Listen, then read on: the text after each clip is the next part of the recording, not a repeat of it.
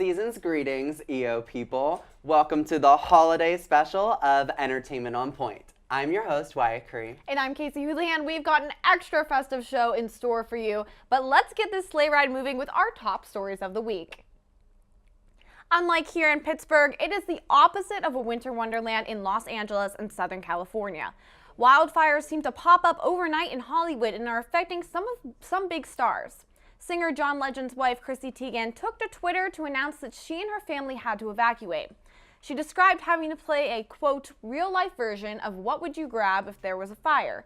Chrissy's picks, her daughter Luna, a pack of limited edition Oreos, and her Spike Award. Priorities, people. But all joking aside, Chrissy later tweeted out that her and her family were safe and that their thoughts and love are with those affected and the firefighters battling the blaze. Other celebs such as Ellen DeGeneres and Ryan Seacrest tweeted out warnings and well wishes to those in affected areas. We here at EOP send those same thoughts. In lighter news from our friends across the pond, the smash hit Tony Award and Pulitzer Prize winning musical Hamilton has opened at the Victoria Palace Theater, which was completely remodeled for the production. A New York Times piece poses the question, will British audiences care about Alexander Hamilton? After all, it is the tale of America defeating the British. Also, according to New York Times, the first public preview of the show sold out, but only time will tell if audiences will continue showing up. So I saw Hamilton in New York in September, and you know I'm obsessed with Hamilton. Yes. Everyone who knows me kind of knows that.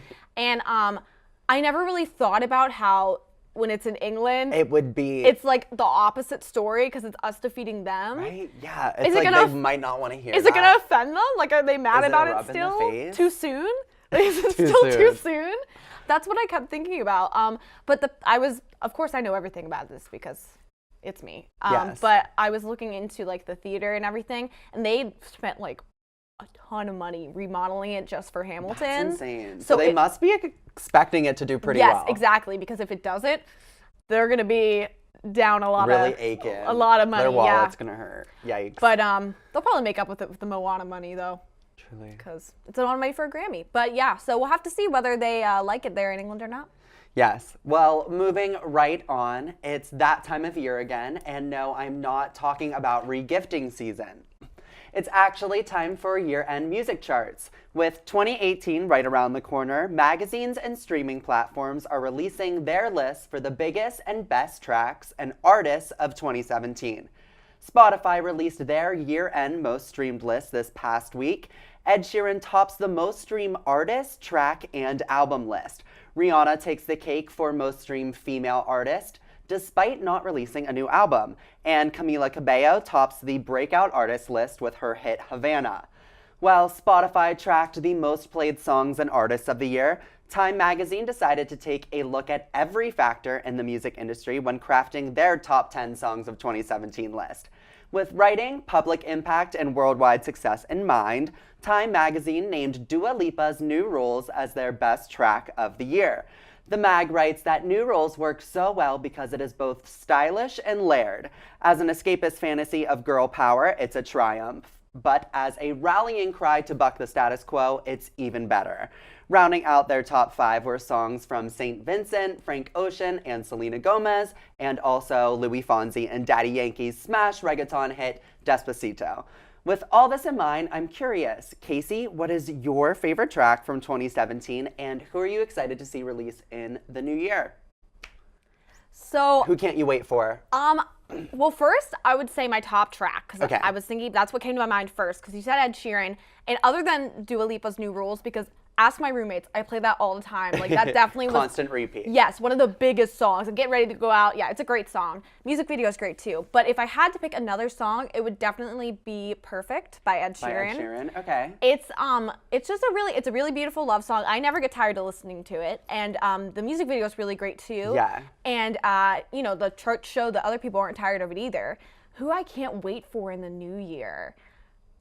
I wonder, like, what, you just never know who's going to release an album. I'm so excited for Rihanna. Oh, that's right. She was the most streamed female artist of this year, like, on Spotify. With no new music. And I'm so excited to hear her new music. Yeah, Her last album was so good. It was. And honestly, some of her tracks from this year were, like, some of my favorite 2017 Absolutely. songs. Yeah, she's really killing it. And she will, I'm sure, with this next Every album. single year, Yes, obviously. absolutely.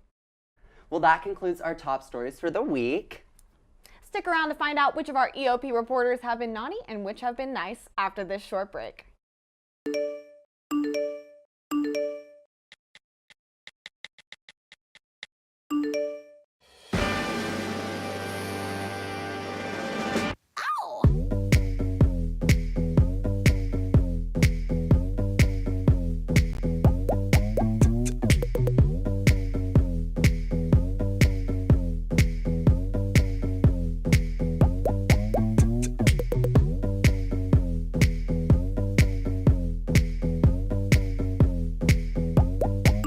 If I was you, I'd wanna be me too. I'd wanna be me too. I'd wanna be me too.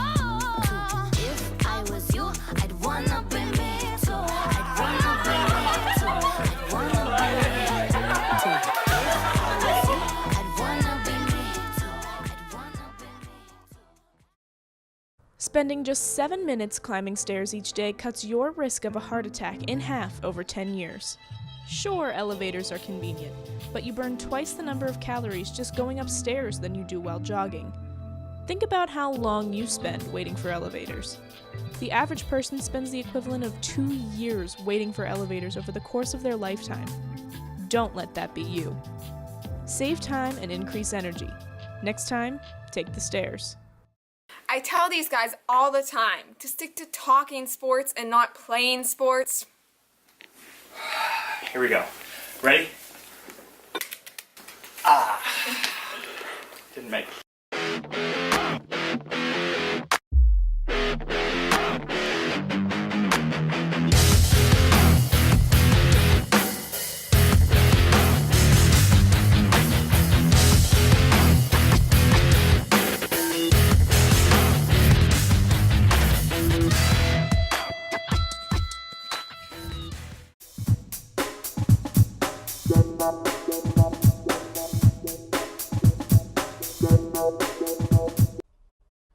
On Dasher, on Dancer, on Prancer, on Vixen, on Comet, on Cupid, on Donner, on Blitzen.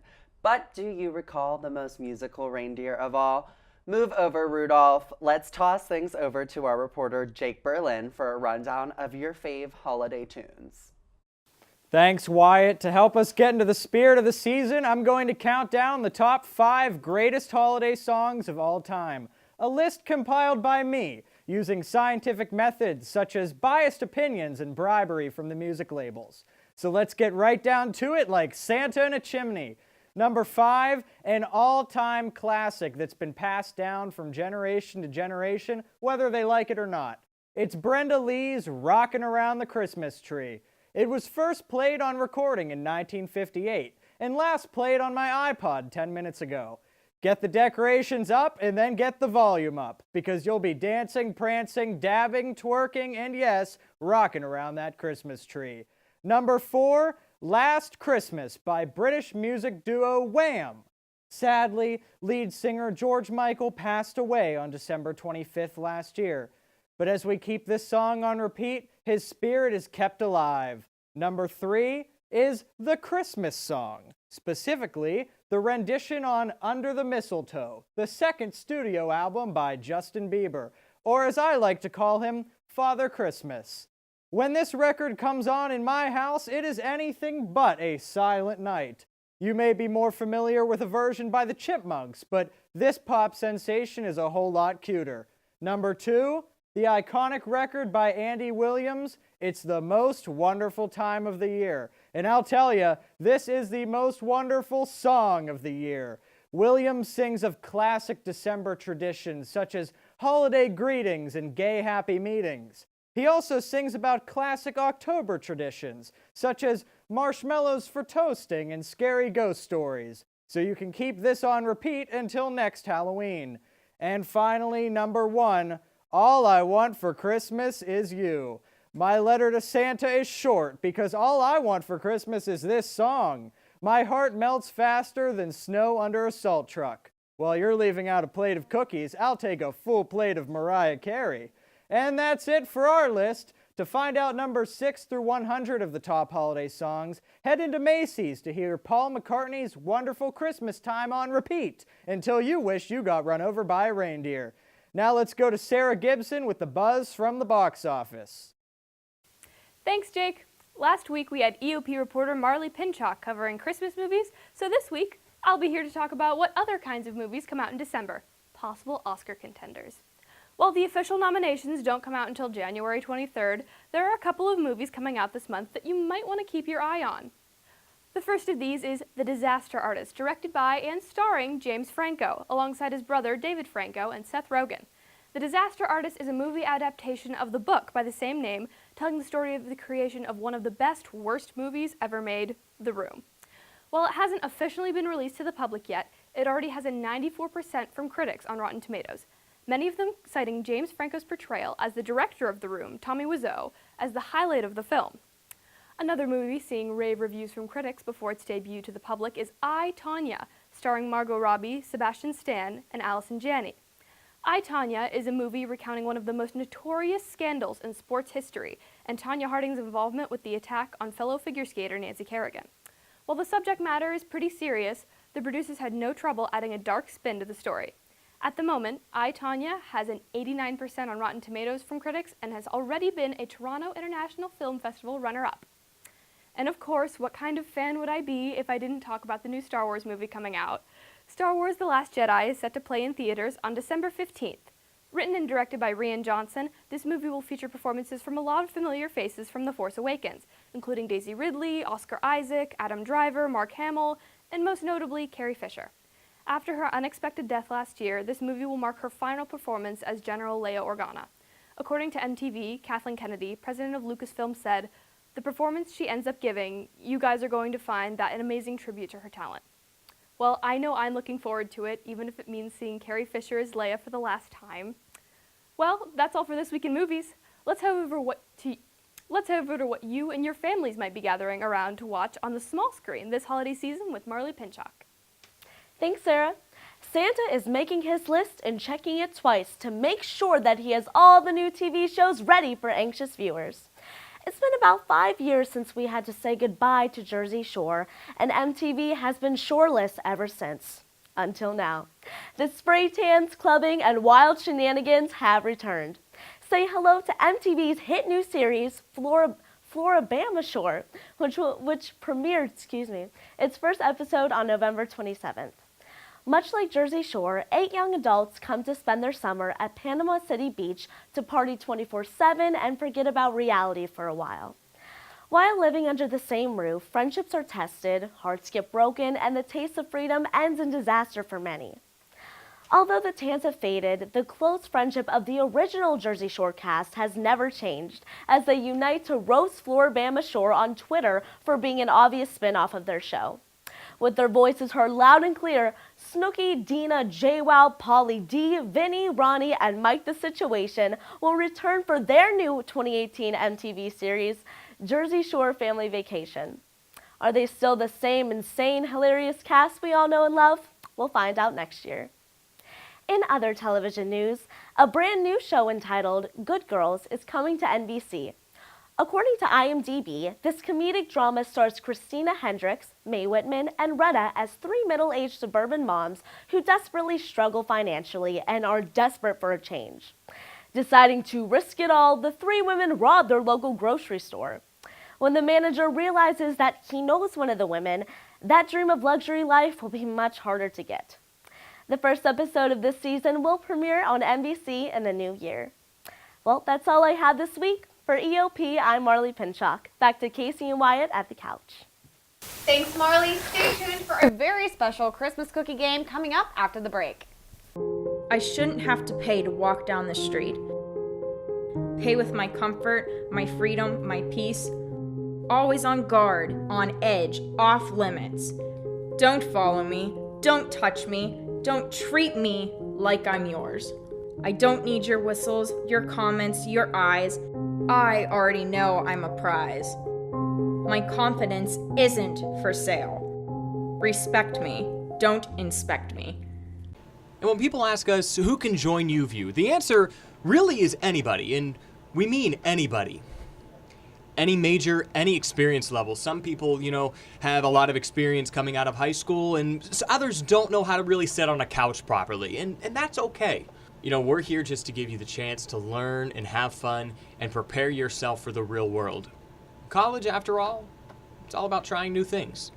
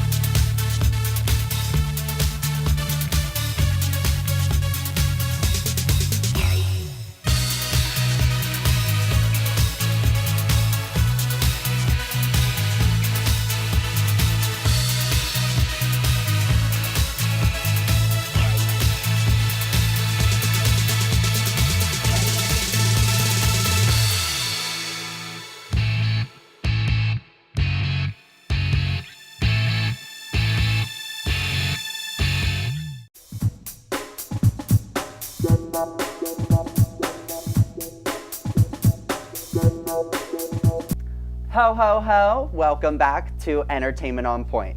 It's time for a little extra festive holiday game. Yes, today we are going to blindfold our reporters Cole and Jake, and we're going to test their knowledge on Christmas cookies. And don't worry, they have plenty of milk to wash down their cookies, just like Santa. So let's go ahead and blindfold our contestants and get the cookie competition cooking. All right, here we go. Okay. Oh, he has the clown nose, I just noticed. But you need to turn this way. Nose. There we go. Oh, this is a Rudolph Oh, I'm nose. sorry, a Rudolph nose. How festive. I have hair trapped under the blindfold. I It's an know. extra Okay, layer. I know. can you see? Not at all. Can you Good. see? Nope. Great. Now let us begin. I'll put the cookie in your hand. All right. I'm not going to feed it to you. let me know if you would like some milk. All right. So let's begin with cookie number 1. Are you gonna give him a cookie? Oh, yeah. Sorry, Jake. Okay. Jake, put your Jake, hand put out your for the mouth- cookie. Okay, so eat your cookies, and then if you think you know it, just guess it.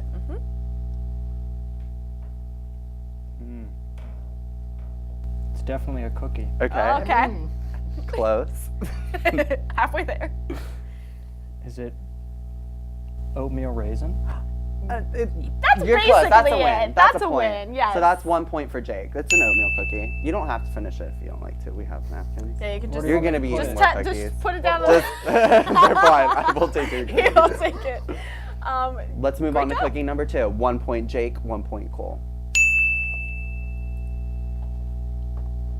These look good. You may consume your cookies, gentlemen.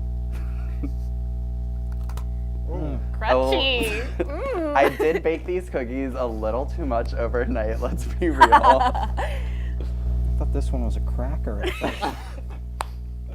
Like a good crunchy cookie. I like a good crunchy cookie. I do too. Any guesses? What are we thinking? I'm thinking you baked all the flavor out of it. Oh my! Rude. Wow, that might be -1. Cole, do you have any? Cole, do you have a Ideas? guess? Come on. He's thinking. Oh, He's the trying rose to eat more of it. It's okay. It's okay. I'm just gonna guess walnut. Oh wow, Oh. walnut is not. Do you have correct. no guess, Jake? It's a chocolate peanut butter cookie. No points. Wow, guys, step up your game. I There's know, only one okay, more I so- knew round. that. I was trying to give Cole a chance. Sorry. Oh, okay. Yeah. Round I'll eat 3 is chocolate going to chip. be all or nothing points, gentlemen. Are we ready? All right. Cookie number 3. I'm gonna try to find one that's not burned.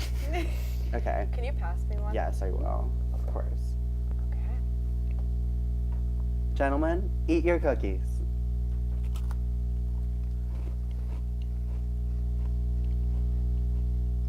And A lot of chewing. I know.